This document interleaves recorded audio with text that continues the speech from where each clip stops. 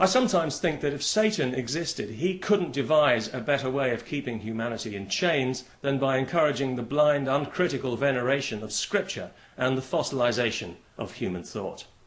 So, without wishing to be too rude about it, I want to say something now to the handful of people who insist on sending me sometimes quite lengthy passages of Scripture. You probably know who you are. Well, maybe you don't. Maybe that's part of the problem here. But I don't understand why you do this. You must realize, surely, that I never read a single word of it. I recognize it immediately as Scripture and therefore as worthless. So effectively, you are wasting your time. The time it takes you to copy and paste that fantasy fiction and send it to me is time that you could be spending far more profitably doing something that you enjoy, like, I don't know, flagellating yourself perhaps, rending your garments, gnashing your teeth, prostrating yourself before a crucifix and crying your eyes out for hours on end, whatever it is you normally do to relax and unwind.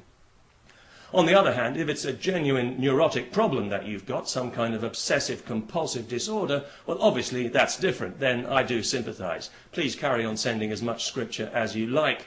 But consulting a trained mental health professional might also be quite a good idea, because Scripture is not reality. I'm sorry to be the one to break the bad news. It's just Scripture, I'm afraid. What's been divinely revealed hasn't been revealed at all. It's been imagined.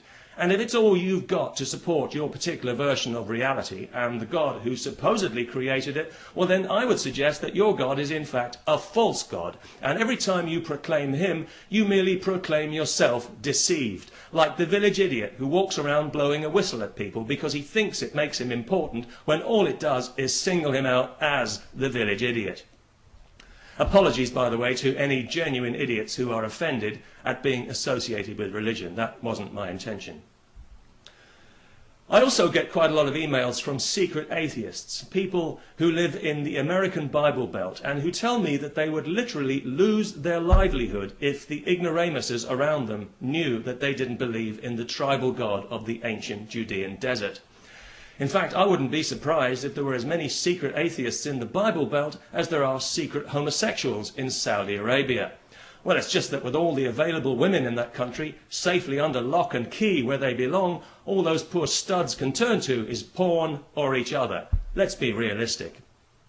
But both of these unfortunate groups, the secret atheists and the secret homosexuals, are victims of other people's rigid interpretation of Scripture. Because Scripture gives us license, if we are that way inclined, to show the very worst of ourselves and to behave in ways we might otherwise be ashamed of if we had any decency about us.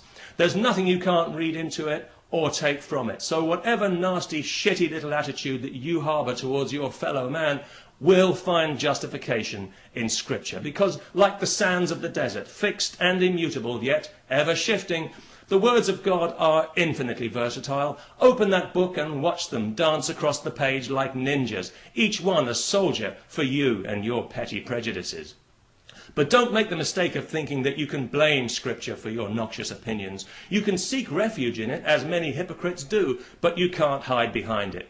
Because Scripture depends on interpretation, because it is so ambiguous, the way that you choose to interpret it reveals who you are in your heart. So in that sense, it's not a shield at all. It's a spotlight that shows up an evil heart like an X-ray.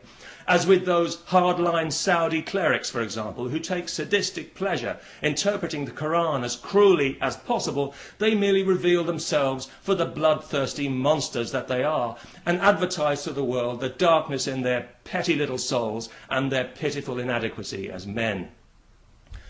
Right now, the Anglican Church is tearing itself apart because some people, again, have taken refuge in Scripture as an excuse for prejudice against women and homosexuals. In any other walk of life in the civilized world, this would be prosecuted as a crime, but Scripture legitimizes it, implying that it's the result of profound reflection, when in fact it's just a grubby front for chauvinism and ignorance, which brings me back to the Bible Belt. Widely recognized, of course, as an area of outstanding natural stupidity, and with very good reason, especially when you consider the millions of dollars that have been spent in building creation museums. Just think of the psychotherapy that money could have paid for. Creation museums are the latest symptom of Christie insanity to hit the United States, and they are, of course, inspired 100% by Scripture. At the moment, they seem to be popping up like mushrooms in a spontaneous eruption of life, ironically enough, all over the land of the free and beyond now. These are places of education where Christian children can go to learn the truth, that their parents are morons and quite possibly insane. They'll learn that Adam and Eve not only existed in all their Disney-like fig-leafed apple-chomping glory, but they rode around the place on dinosaurs. Hell, they probably even had rodeos. Well, why not? They were Christians, weren't they? The dinosaurs, of course, died out eventually, and, well, who could be surprised? Look at the company they had to keep.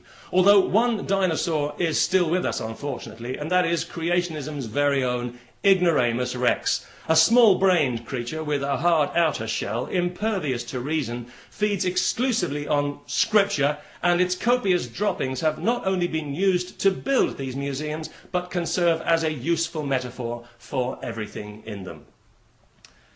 If you've got a head full of Scripture, then what you've got is a head full of ideas that have stopped growing.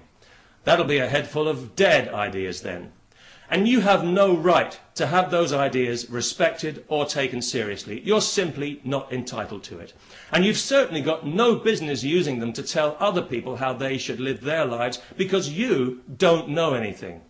If patriotism is the last refuge of the scoundrel, Scripture is the first refuge of the ignoramus. You can study it for years without learning anything, but you will end up with a lot to say for yourself, and it will all amount to the same thing. Talk to the Scripture, because the brain ain't listening. Peace, especially to all the secret atheists and homosexuals. Better days are coming.